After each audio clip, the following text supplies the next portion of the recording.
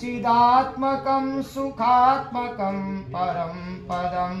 भजामि तं गजाननं स्वमाययात्विग्रहं गणाधिप त्वमष्टमूर्तिरीशिसूनुरीश्वरः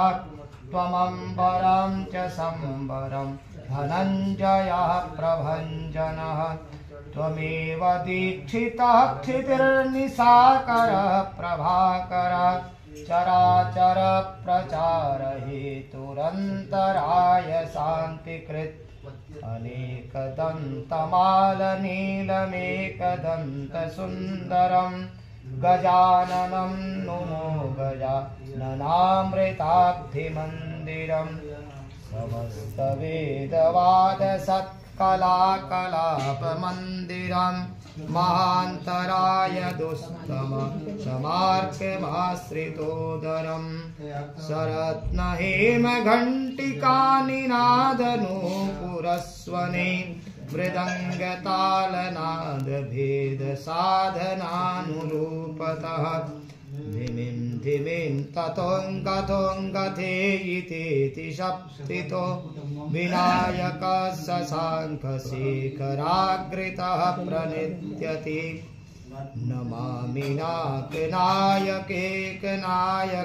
विनायकं कलाकलापकल्पना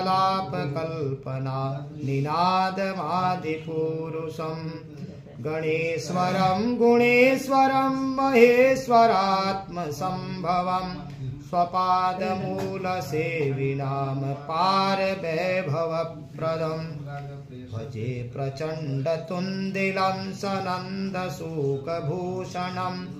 सनन्दनादिवन्दितं समस्तसिद्धिसेवितं